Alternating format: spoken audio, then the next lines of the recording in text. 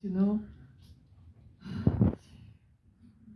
everything is not theoretical, you know, so it's complicated. But I can say just I wanted to dive in that relationship and that couple and in that woman, and I think yes, I chose to go through the trial to come inside, and I think what I was looking for was to.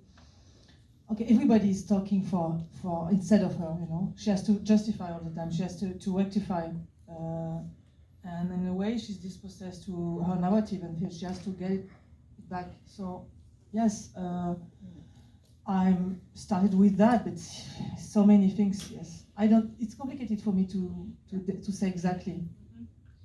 I mean, it's remarkable how many layers kind of show up in something that you're writing intuitively, I think is what I'm hearing. But I know you both had worked together previously, and Sandra, you were kind of brought in very early in the process, right, of this film. Can you, or at least you were thought of early in the process of this film. Can you talk about coming into the project and what attracted you to actually playing this part?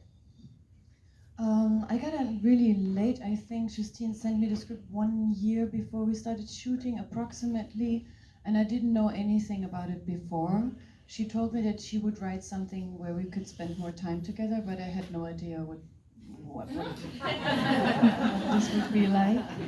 So I was very curious, and then obviously I love working with her. I think we have an understanding for each other's approach to art and filming and acting, and so we don't need so many words to discuss a lot of things. And when I read it, I was, I don't know, captivated from the beginning to the end, and the layers that you are describing were in the script already, and there weren't so many changes after, except the music and some details, but and the language. There was much more French in it in the beginning, and later it was switched to English. But I wanted to do it, first of all, because I wanted to work with her and spend time with her, and also because it is rare to find such a multi-dimensional, complex character who doesn't want to please anyone, who is really, really strong and at the same time really kind and tender and warm and intelligent, you know, all these things that we saw and that were in the script. So I thought it would be very interesting to find out about her. That's a great point that I want to hear more about, which is the role of language in this film and languages. Obviously, there's two that are predominant, but why is language so important to this movie and to the story that's being developed throughout it? I think language is embodies the relationship of that couple and the relationship of that mother with her son. Sorry. So I think it's central, and I think she's really ungraspable in the movie. Graspable, it's a new word for me. Ungraspable. And sorry, I'm very proud of it. I learned it today, so I want to place it many times. She's ungraspable, you know. And, sorry. I lost the question, sorry. About the language, of course. So I think it's like some mask, you know, between her and the reality, and like a filter. And I think, yes, she's a foreigner, judge in France. She's in a very, very uncomfortable situation. It's my night. Okay, so I think she has to, yes, to prove more because she's like this, and the language renvoie, pardon, sorry, is gone. Send us back to the fact she's a writer, you know, and I think all that she has in her life and that it's made her very powerful. It's against her in the courtroom, you know, and I think yes, she's. she has a way of living her life very unusual for many people, and she's judged by that, because of that. And yes, I think because she's speaking a lot of languages, she's like, okay, who she is, you know? Yeah, in a way. That also expands out to a big theme of this, which is that everyone's inventing fiction all the time, whether it's a writer who writes fiction or a media personality on TV who's saying, oh, this is what's going on in this situation, or you know, people who are sort of making up stories that make sense of the facts. And I want to make sure that yes. So, so can you speak a little bit, both of you, about, as artists, how you see fiction getting close to the truth or away from the truth? Is that something that you think about in your work?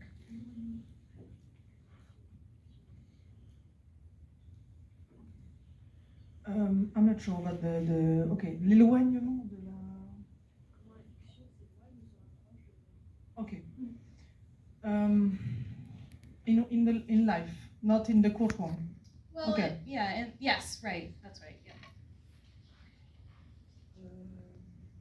This was a more complicated question than I expected. Yeah, I think we are. I would just try to jump in, but I know. I mean, it's a psychological fact that we are inventing ourselves all the time, every second. We choose what stories we tell. We choose which stories we don't tell. What we react to, which part of our lives we tell, which we keep hidden, what we are ashamed of. You know, it's a constant selection, and it's a constant stream of decisions that we make every second. So I think, I mean, the truth is a multidimensional thing, and from which side you look at it, it changes all the time. There's a personal truth, there are facts, there is the truth of the people who watch it. I mean, take an argument. When a person says something that is not meant to be hurtful, but the other person sees it, feels it is hurting them, it's the same thing. So you have to find out why. So it's really a long process to find out what is really going on. So, and for acting, I don't know. I mean, there is a moment when you feel that you are like embodying truth or something, but it can also be completely wrong. I was wrong so many times, but when I thought I was doing it right and it wasn't. But I can't really explain what I mean because my English is also limited. Yeah, yes, it is. A German and a French try to explain. Here we are. I mean, you see. So I think it's not something to judge. It's not something. I think the approach, the effort that we put in the process of finding the truth and leaving the truth to other people, might be theirs but not ours, is an act. I don't know, maybe of love, but definitely of peace, a peacemaking process to say, okay, you may see it that way. I mean, every good conversation starts with that. Not to say, oh no, you're wrong. It's like, it's completely different than you think. It's like, oh, that's interesting. I never saw it that way. I think that's the way to do it. Or I don't always do it, but I try. Yes, it's my turn. Okay. No, I don't know if I really understand the question, but I will just add to this that it was today that I realized that the characters of Sandra and Samuel are played by actors with those names, which felt like a little bit of a choice of blurring the lines just slightly. Yes, but honestly, I have to say the truth. I just sent the script with Sandra inside with the name of Sandra because I was very, very afraid that she could refuse the script. I said, okay, maybe it's her name. Thank you for telling me that. It's a very stupid reason, but you know, sometimes we are very lost and lonely, so we have to put the chance on my side. Well, that alone is a great use of fiction, I think. Well, we can move on because I did want to ask you about the music of this movie, which is so important, and I've heard it evolved over time. So, what do you see the role of music being? I think You mean the 50 cents P.I.M.P? the 50 Cent, but then also there's the piano music and there's some classical music, and I noticed I think it's all rearranged from the original, right? It's not. Maybe I'm wrong, but it felt like a lot of them. It's Chopin. Yes, yeah. Mm-hmm. But it's another version, especially in the end. You told me. Yeah. Yes, Slightly exactly. version, yeah. Yes. At the beginning of the writing process, I remember that I saw my computer, my producer. Sorry. It's a problem. It's a full moon, maybe, I don't know.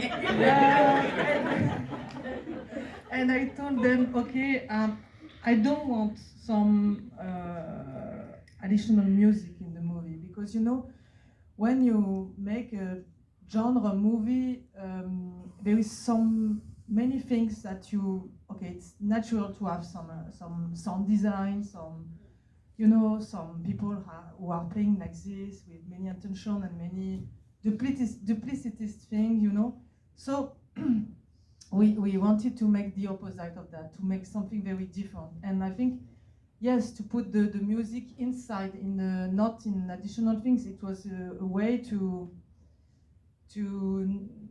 not playing the same game that kind of genre. So and I think yes, it's two different things, but when you come inside the movie, the first scene you don't understand anything. You're like, okay, who are that guy? that these people, and it's normal. You are in a family, in a couple, and it's okay. And after, all the movie is going to explain, analyze. We enact, sorry, everything. And I think, yes, that the choice of that music was very important to say, okay, it's the husbands, it's the voice of the husbands. We didn't understand anything from him in the real life, but just this music. So first of all, it was Jolene by Dolly Parton, so it was not the same choice. And they refused to give us the rights. It was, I don't know, maybe it would have been too expensive, maybe, I don't know. But so after we switched it on 50 cents, yes, and that version that I like very much. I had it since 3 years ago in my computer, and I heard it a lot. So I repeat a lot that story. It's boring for you, maybe. No. I was thinking, okay. Thought that it could be boring for me. Because okay, and she learned this today. Je te jure, in France, I swear. Okay, and yes, so that's it. And we thought that it was interesting, the contrast between that kind of cool music, just same moment when you discover this body in the snow. Yeah. So yeah. Yes. The song became a song that came on at parties at Cannes almost immediately after the film played. I don't know this, but yeah, it's been yeah. Nobody knew nobody knew that this cover existed, and that it was really great to experience. Sorry, we couldn't pay the first version. I think it's too expensive for us. It would be too expensive for us. Yeah. So that's all. Yes, okay. I actually heard it's the second movie in which somebody dies to that song that's out right now. Yeah. Expendables 4 or something like that. Sandra, can you talk about the courtroom scenes and what it was like? Because there's a lot going on there for you, switching languages, telling you stories, so what is it like filming those? Well, the atmosphere in the courtroom was very focused and concentrated. There were a lot of people there, obviously. They were there almost all the time. We filmed everything with an audience, with the public that was cast. It was not just random people from the street, it was a cast that was sitting there. And so also I was very influenced by them and their opinion and the noises they made. And, I was constantly, of course, thinking about if they would believe what I say, if they would understand what I say. So it helped a lot to fight this fight and to try and make myself understood and make her be understood, of course. So I enjoyed this part of the movie very much. The same in the chalet. We had a really good time. Nobody believes it, but it's true. Yeah. It was really a wonderful way of making a film for me because it was very close and intimate and very trustful, and but some people compare it to a theater piece, but it's somehow not. And I recently saw Sandra Hüller, and there is a line of somebody who says, "This is not a theater here; it's a courtroom." Yeah, so you don't have to like please anyone with your performance. Just tell us the truth. But I saw it after. But I constantly had this feeling of you just shouldn't overdo it. It's just answer the questions and that's it. It's not a performance place, So yeah, and the switches in language were in the script, so everybody knew when they would come, and I would obviously have to learn the lines of my wonderful colleagues because especially Antoine Reinhardt is speaking so fast, so I had to know what he's saying because otherwise I would have asked all the time, "Excuse me, can you say that again?" So, and that would have taken so much longer, and it's 2 hours 30 already. So, it was it was more like a laboratory or something, like a room of experiment where people come together and find out how this could work. I had the same feeling, yes. I need to ask about another star of the film, which is Snoop, who is the greatest dog. Best supporting actor nomination easily. Tell me about Snoop. Yes, I think it was. We were very lucky to work with Laura Martin, his trainer, and I think yes, in that kind of movie, sometimes we have many fun to write some scenes, and sometimes we get bored to write something that you saw so many times in your life, like when you find the body in the snow and the policeman is coming and you are like, okay, I saw that 1,000 time in my life, so how can I film that in another way? And I remember exactly when I with Arthur, my co-writer, we had the idea, okay, maybe we can really see that with the point of view of the dog. There is a dog, and how can be in that kind of situation, and we have many fun to imagine that kind of scenes, and to reenact yes this, and yes. So after we chose to not filming like an accessory of people, but like a character who sees the scene, and who, I don't know if he think a lot about the absurdity of our lives, but and when I filmed him, sometimes I was really happy to live that with all the team, because he get us back to the absurdity of that, of what we are doing, so crazy. And another thing that I like, it's like very little babies, it's the same. They look at the camera. Yeah. They can't hide. We can hide the look of, and so I like this very much. Yes, like in the documentary, sometimes people Right. don't. Yeah. Animals and small children are never truly acting. Very small children. Exactly.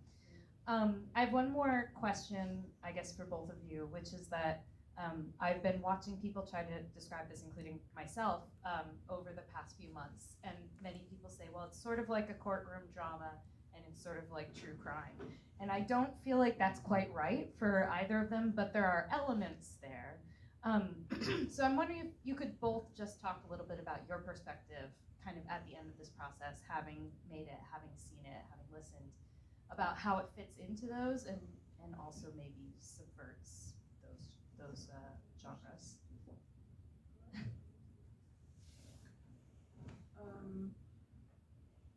think yes.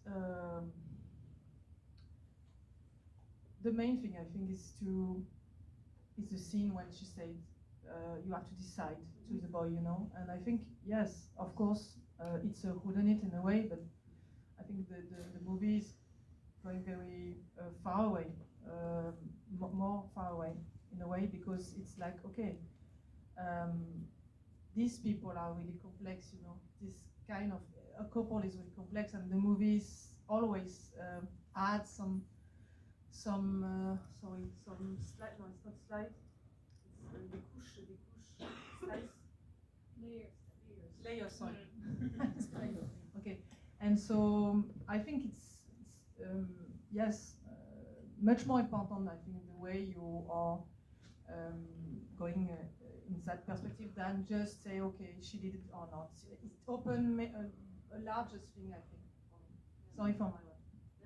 Maybe a bit like a Trojan horse that goes, you know, you have it looks like a courtroom drama, but it transports the question of how people live together today and what drives them, what are the conflicts of them, and what happens if you would like put all that on a plate so that everybody could see it, like the loss of intimacy or privacy, I don't know.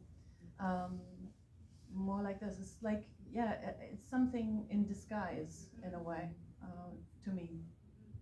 Yeah, and I feel like for me at least it really pulls forward how impossible it is to know what happened in almost all of these situations and how much we're making up the story as if we try.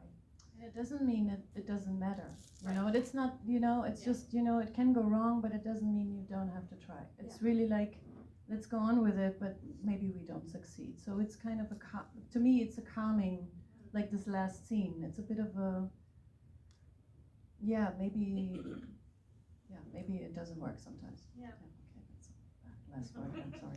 No, I mean, I rewound to watch the last scene again because there's so, you know, you actually feel that, exactly what you just said, like this moment of like, this is settled and they're gonna go on.